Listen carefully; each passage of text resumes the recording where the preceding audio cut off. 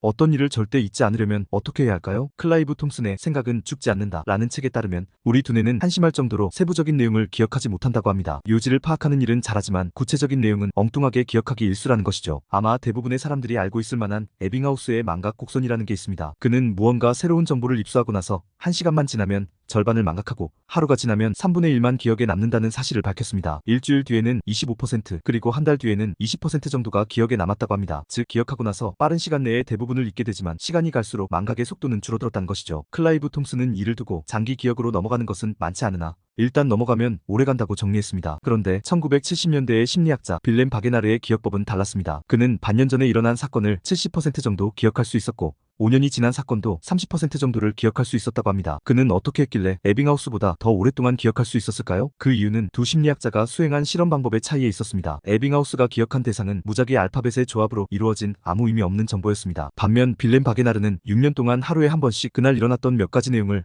메모카드에 기록했다고 합니다. 카드에는 장소와 사람 등 세부적인 내용을 함께 기록했다고 하죠. 여기에서 몇 가지 사실을 알 수 있습니다. 첫째는 아무 의미 없이 외우기만 하는 정보는 오랫동안 기억되기 매우 힘들다는 사실입니다. 에빙하우스는 의미 없는 철자를 기억의 대상으로 삼았지만 바게나르는 의미 있는 사건과 일화를 기억의 대상으로 삼았죠. 원래 직접 겪은 사건은 나와 아무 관련 없는 사실보다 더 잘 기억됩니다. 둘째는 있었던 일을 기록하는 과정에서 주의를 기울이게 되고 그 과정에서 기억에 오랫동안 각인된다는 사실입니다. 셋째는 주요 사건과 주변 상황을 함께 기록해서 기억을 끌어내는 단서를 여러 개 가지게 되었다는 점입니다. 저는 1시간 내지 2시간마다 한 번씩 휴대폰 메모장에 지금 몇 시이며 무엇을 하고 있었는지 등을 기록합니다. 기록이 여의치 않을 때는 사진을 찍기도 합니다. 사진은 찍는 순간 장소와 시간이 남기 때문에 나중에 기억을 되새기기 쉽죠. 그리고 매일 저녁 20분에서 30분 정도의 시간을 내서 개인 문서 파일에 그날 있었던 일을 정리해서 남깁니다. 사진도 함께 첨부해서요. 그렇게 기록하다 보면 오래전에 있었던 일도 꽤 자세히 기억할 수 있습니다. 심리학자 바게나르의 경험처럼 몇 년이 지난 사건도 바로 어제 있었던 사건처럼 생생하게 재생하는 게 가능합니다. 시험을 준비하다 보면 기억해야 할 게 많지요. 특히 수학 공식을 외우는 과정은 지루하고 힘겹기 짝이 없었습니다. 수학 공식을 좀 더 오랫동안 기억하는 방법 한 가지를 제안하자면 그 과정을 직접 유도해보는 것입니다. 유도하는 과정이 쉬운 것은 아니지만 한번 수학 공식을 유도해보면 그 공식이 도출되는 과정에 직접 관여한 경험이 생기기 때문에 공식의 내용과 의미를 경험과 맥락 속에서 받아들일 수 있게 됩니다. 기억의 대상이 무의미한 철자 조합에서 의미 있는 경험으로 전환되는 것이죠. 최악의 경우에는 공식을 잊어버렸더라도 시험장에서 유도할 수 있고요. 사회나 역사 같은 암기 과목도 마찬가지입니다. 연도와 사건을 단순히 암기만 하다 보면 무의미한 글자 조합이 반복되어 헷갈리기 쉽습니다. 역사적 사실이나 사회적 개념을 오랫동안 기억하려면 용어의 뜻이 무엇인지, 왜 그런 용어를 사용하게 되었는지, 또는 왜 그 사건이 벌어졌는지 등 배경을 함께 이해하는 것이 좋습니다. 그러면 시험 문제가 헷갈리게 출제되어도 맥락과 배경이 단서가 되어 옳고 그름을 잘 가릴 수 있죠. 외울 게 한두 가지가 아닌데 어떻게 하나하나 이렇게 공부하느냐고 반문하는 학생들도 있더라고요. 하지만 이렇게 맥락을 함께 이해하고 기억하는 과정에서 다른 핵심 개념의 맥락도 함께 커버하게 됩니다. 이렇게 개념과 개념이 연결되면서 자기만의 지도가 만들어지고 전체에 대한 이해도가 높아지게 되죠. 마치 자전거를 타고 여기저기 다니다 보면 뜻밖의 장소에서 이전에 알던 길을 만나면서 전체 그림이 그려지는 것과 같은 이치입니다. 오히려 그게 더 빠르게 공부하는 방법일 수도 있다는 걸 생각해보면 어떨까요? 의미를 부여할수록 쉽게 기억되고 오래간다는 사실은 자명한 진리인 것 같습니다. 나와 아무 상관없는 정보처럼 보여도 그걸 개인화할 수 있는 연결고리를 찾아서 개념을 경험할 수 있는 방법을 찾는 연습을 한다면 점점 오랫동안 기억할 수 있게 될 것입니다. 오늘 제가 준비한 영상은 여기까지입니다. 도움이 되셨으면 구독과 좋아요 버튼을 눌러주시고 이 영상을 주위 분들에게도 공유해주세요. 저는 다음 시간에 더 재미있고 유익한 영상으로 여러분을 찾아오도록 하겠습니다. 감사합니다. 다음 시간에 만나요.